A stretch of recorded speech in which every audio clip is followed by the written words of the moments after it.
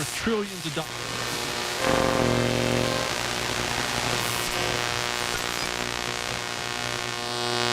Youngster Year. Bit of a different one today. We're here with Bobby Luttrell, the founder and owner of probably one of LA's coolest live music venues called The Shed. And at the time of recording, The Shed's 1-year anniversary show is coming up on March 25th, and we're going to talk about that. So first of all, Bobby, thanks for being here. Thanks for having me, man. Yeah, of course. So just to get some quick background on the venue before we go into too much of the details, how would you describe it to someone who's like never heard of it or been there before? Because for me, it was like, when I first heard about it, it was hard to kind of wrap my brain around. Yeah. And it's kind of hard for me to wrap my head around too, because it's like, it's really grown into something that's way bigger than what we thought it was going to be.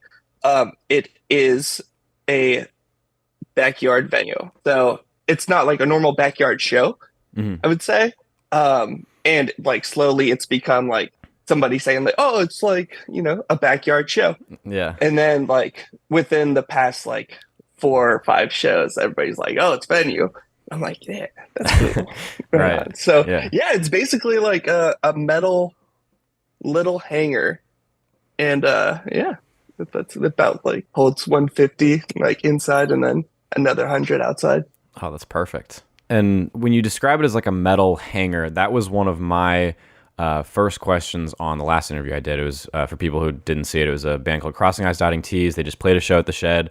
And one of my questions to them was, what are the acoustics like? And they said they honestly weren't that bad considering it is a metal structure, but could you provide like a little bit more detail about how you manage that? Absolutely. Awesome. Yeah. Well, first of all, it just has this natural reverb that I always like sort of played in. Like I play folk music, so I'd always just go in there and play like acoustic stuff, and it would just like vibrate, and it was just like a magical space to just get that natural reverb. And then once we added amps and like speakers and stuff like that, it was, and we're talking like our first 3 shows here, it was like really bad, really harsh. We had like no idea what we were doing. And then thank God, like our sound engineer, Shay Wolf, came into the picture, and he literally has fine-tuned this metal tin can into one of the best sounding venues I've ever experienced, anybody else has ever experienced. No, truly, because it's wild to think like a lot of the band's parents come out. Okay. And the best compliment I ever hear is, that's the first time I've been able to like hear, like the parents are like, oh, that's the first time I've been able to hear my like kid's voice. Yeah. And yeah, man, it's a really good feeling. And the really cool thing is, and I'm sure like I heard Matt mention it on your like other episode, is you can't hear it from the street. And it's so important. All I think about is sound in terms of like not getting busted or basically like blowing up the neighborhood. Right. We were doing like 3 shows a month in the very beginning. And yeah, it was pretty, blowing up the neighborhood, And then, we're walking around with decibel meters.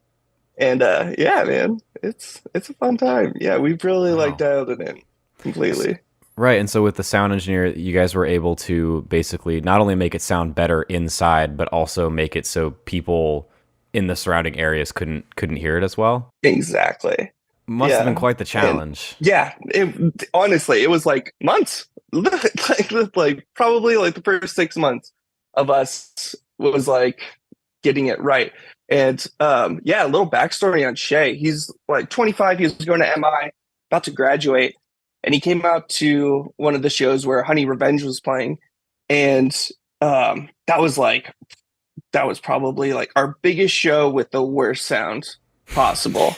Like with just like these like speakers that like Harbinger speakers that are just like super tiny. Looking back, it was like, and I also had like 1970s PV columns that like my old boss gave to me. And like I had no idea what I was doing. And so Jay kind of picked that up. He was like in the crowd, and afterwards he like comes up and says like, oh, I can do sound for you. And at that earlier in the show, there was this guy that was like, came with one of the bands like Pennyboard from Dallas, Texas. And I won't say names, but he was helpful, but then like he was like, oh, like I kind of did like set up this whole thing. You're gonna have to like give me money. And like the whole time I'm like, oh, like hey dude, thank you so much for your help. Right. Like, Yeah. And yeah, no, Shay, bless his heart. He's just like, yo, dude, I just want to do it just to help out and like Yeah. bands and stuff like that. I'm like, nobody's gonna get like really paid more than the bands. And Right. that's like super important to us. Yeah. But short story long, it was basically like he had all of this gear, like subwoofers and like speakers, and he had no place to put them or like use them in the first place. And so, yeah, I got a shed. So it's like kind of mutual thing, Yeah. like got storage. And then I find out that like he had never even used them before. And so it's like perfect. So like Yeah. he's literally like the best sound guy. I'll like fight anybody on that. That's awesome. Yeah. Yeah, and I'm guessing it was a lot of trial and error still, kind of in the beginning, right? With getting the sound worked out. The subwoofers, to be specific, was the hardest thing to really control. But the moment we put like rubber mats underneath it, total game changer. That's when I stopped getting like calls from the neighbors and stuff like that. Yeah. Yeah, and I guess like I should put like some more like background on it. It's like I am on like a hillside. So it's like the shed and then this like canyon. And so I got that going for me, which is super like nice. And then I also like the neighbors to the right of me are college students that had just moved in right when I started doing this. Okay. So it's like everything's just always been like luck. Yeah. A lot of luck. Yeah. And speaking of, we're just kind of talking about your beginnings. What made you want to start this thing in the first place? Like what's the backstory? Why, because this is very obviously it's a passion project. It took a lot of time and effort to start it. And so what's kind of the driving force behind it, would you say? It's kind of a sad story. Right? Okay. Yeah, it's a sad story. It was my like dad's shed. He was like cabinet maker. And 2019 he got sick. He like got diagnosed with cancer. And I moved back home. And so this was like his like pride and joy, like his like space, and it just started like turning into this like hoarding situation where people were just throwing stuff in there and it was just getting literal like hoarding situation.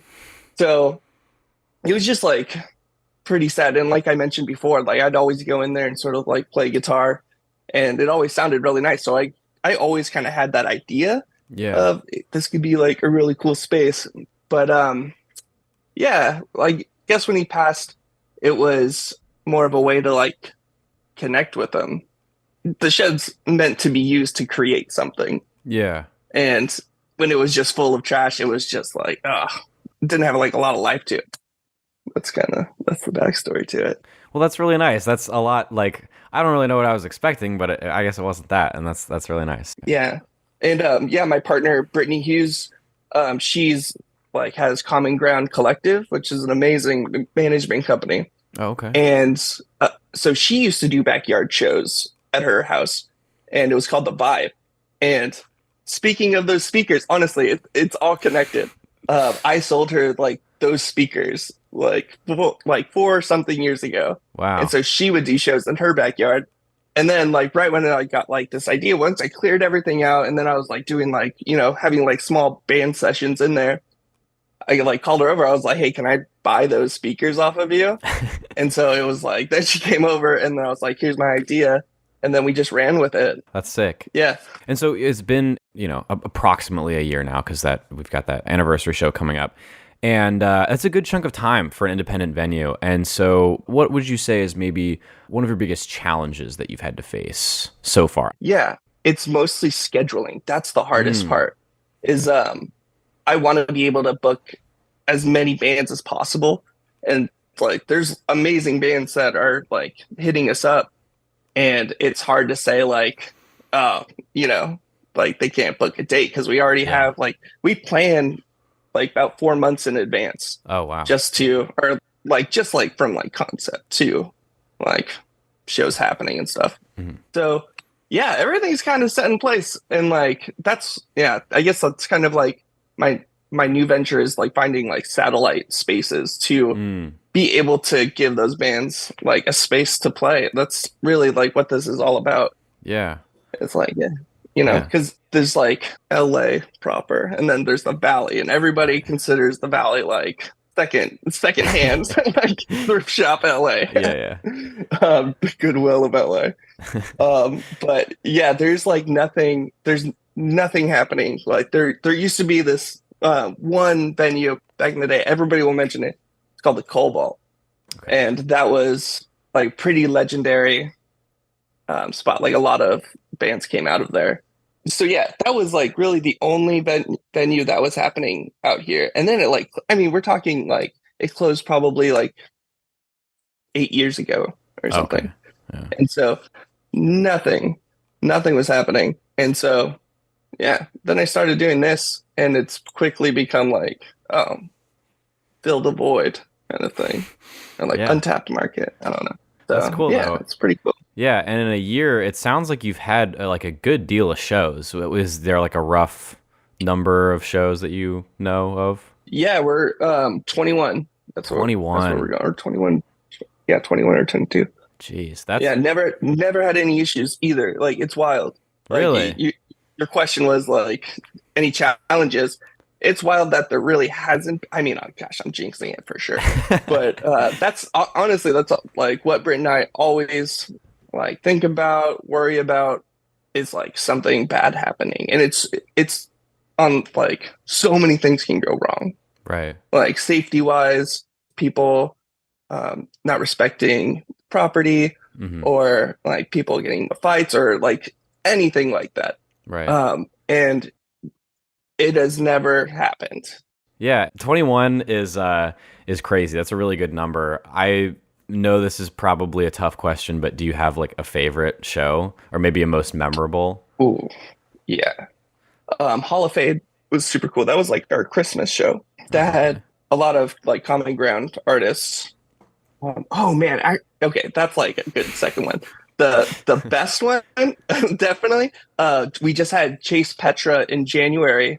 Chase Petra, Cherry Domingo, mini shopping carts, and Crossing Eyes. Oh, okay. Yeah, So that one. ITs. Yeah, it was that one. Oh my gosh, dude, that was amazing. Yeah, I saw the pictures. It looked packed. Yeah, Yeah, it looked just absolutely full. yeah, the past two shows have been like sold out like Mm, pretty like early on. It's like that's pretty wild. Like like before that we had like at the door, and then we like capped it, but that one was like 2 weeks in advance, and that was like a huge like tipping point for us. mm. So yeah, it was awesome. It was just super sick, super smooth. Everything sounded amazing. And yeah, the amazing photos, like that's all from man, yeah, Lexi Abakar, and like from Punkaganda. Check that out. Punkaganda Press, shout out. Okay, yeah, Yeah, Kelly yeah. Sandberg. Yeah, like there's amazing photographers. Not only were they like a good indication of like how crazy the show was, but also like they're good pictures. So, Yeah. and whole kind of point of this thing, it's the 1 year anniversary. That show's coming up pretty soon. What would you say you're looking forward to most about this one in particular? Are you hoping it's like gonna top the rest of them? This one is literally like a culmination of everything that we've done this past year of like Wow. the acts that we want to support. It's it's going to be it's hard to put into words, because it's like True North. Let's just start with the headliner. True North Okay. is like really like good alternative. In line with like Sleeping with Sirens, are working with Kellen Quinn right now, and then like right below that is the Talk Cards. And please, everybody, look up the Talk Cards. They're having such a moment right now with Angus, the prize-winning hog. This like viral video that they made. It was just kind of for fun. This like the drummer wears this big inflatable pig outfit, and yeah, it's amazing. It's absolutely amazing. It's gonna be like that was my whole like concept for the show, was like I want it to be like an all-out performance. Like every band that comes like that's on the Yeah. bill puts on like the best show possible, like the best set. So like yeah, it's crazy that we're having them all in like one spot. That's Like on the awesome. same bill, when it shouldn't be. Like those bands would never be on like the same bill together, but it works. That must be so cool though, to be able to kind of just create your own sets. Obviously, like, the bands have to be in on it too, but I think that's must be kind of like freeing. It's like, oh, well, what's like an attainable dream show, and you can just make it. I think that's cool. Yeah, man. Yeah. That is exactly what it is. It's wild that I get to like my favorite musicians get to come and play like, a concert in my That's backyard. awesome. Have you had moments too where you've like started to develop like just cool relationships with the bands that have come played and have like, repeat like regulars almost that will play there? Oh yeah, absolutely. Honestly, it's really like grown into its own thing. Like Hoity Toity is an amazing band. Like once we had them, like we played like the fourth show, and Aria's like so plugged into the scene where she was just like sending us bands, and it's just like Honey Revenge, for example. Like they're having a huge moment. They're like blowing up. They're about to go on like a nation tour that's like so close to selling out. With oh dang, home team, I think. Yeah, sorry. Yeah, free throw is like also in it. But yeah, it's definitely become like quite the network. Cherry Domingo, they're super sick. Yeah, have a great relationship with them. And Flash. Flash is another person that came through. It's like a really funny story, like how we met, because she's very like man, she's an anomaly for sure. She's an artist, like in every medium, like just that like there's like drone shots of the shed, right? Mhm. And literally that's like the first like minute of me meeting her. She was flying a drone in my backyard. And I was like, who's flying a drone in my backyard right now? And it's Flash. Flash is so dope. So have you found that it's kind of like snowballed then, in a sense? Absolutely. Yeah. That's the right word for it. You seem obviously very excited for this, as you should be. Is there any stress at all tied to this? Because it's kind of a lot riding on this, right? Yeah. I'm like constantly stressed. That's kind of the fun of it, I guess. But yeah, there's like, yeah, we're still talking about like set times and like where things should like line up. Yeah, people drop offs. It's like you got to find like fillers and stuff like that. But it happens. Like, yeah, it's super stressful, but fun. Yeah, I would imagine the shows kind of outweigh, like the excitement outweighs the stress for sure. Like it's worth it. Dude, absolutely. It's just kind of in my nature to be like freaking out, but like excited because like I always expect it to be like I said, a disaster, and then it's like amazing, and I like blow my own mind. I'm like, hey, like this worked out super cool. Yeah. So yeah, like I'm still like, yeah. Brit and I are always like, how do we do this? Yeah. Yeah, just kind of learning as you go. Yeah. What would you say, looking ahead, because you said you plan pretty far ahead. What's next for the Shed after this big show? Ooh, right. April 8th, we've got Aurora View, Lip Candy, Fencer, and Viper Club. Yeah, which is a pretty fun lineup. Are you familiar with Lip Candy by any chance? No, I'm not. All right, yeah, they're super cool. They're like kind of like they've got this like 80s rock kind of look to them. Oh, sick. And yeah, dude, it's pretty cool. It's like definitely like eye-catching, and I think that they came up with like the best genre for it. It's like cinematic rock or something. I don't know, but it's like it's gonna be a fun one. Yeah, and Aurora View is super cool. They kind of have this Bring Me the Horizon sound, and cool. Yeah, so that one's going down, and then we're actually like May 10th. We're having a really special event with Telltale, Sundressed, and Diva Bleach, which is gonna be like an acoustic unplugged sort of thing, which I've always wanted to do, like kind of like a like audio tree sort of thing. Yeah, that's cool. And you haven't done something like that yet? Yeah, I've been really wanting to do that. There's like so much that I want to get going, because it's like a space that's I want to be able to use in like any capacity. Like a lot of bands come through to practice, Wow. but yeah, mostly doing like audio tree recordings would be super sick. Yeah, because that was another thing I was going to ask, is like any like goals that you have for the future, and not necessarily just like shows lined up. And so that's one of them. Were there any others that you just have kind of floating back there that you'd love to do one day? Yes, get it out of my house for sure.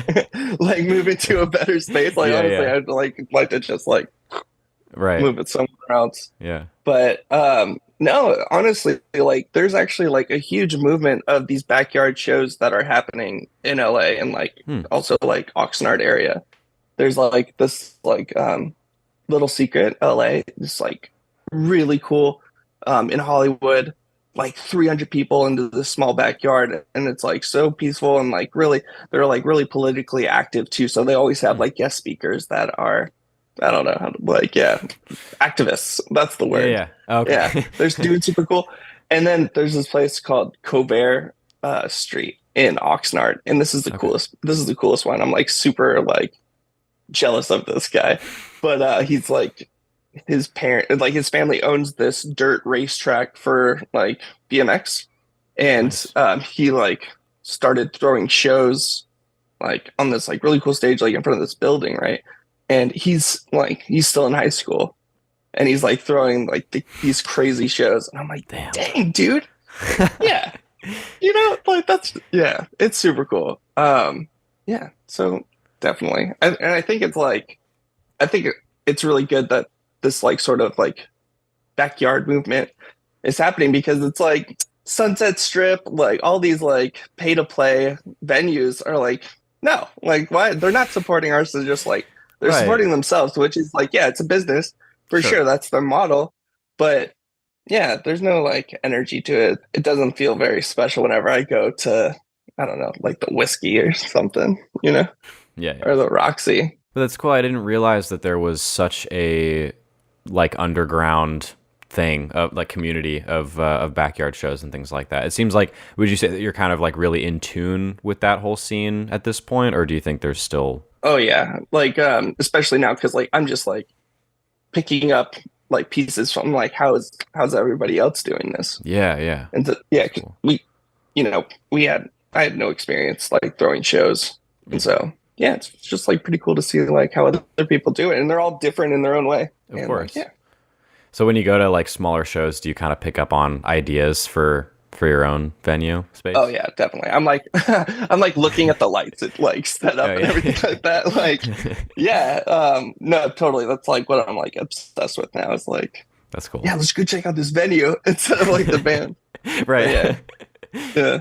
I have actually recently I did go to a show like just to check out the venue because I'd always been wanting to go, and obviously like it ended up being a cool show too. But it's funny that you mentioned that because I totally get where you're coming from with that. Yeah, I mean, like, yeah, some of my favorites are like the Echo, of course, and there's this great one called the Lodge Room in Highland Park, which used to be the Okay. or what was it called? Anyway, it's called the Lodge Room. Super Okay. dope.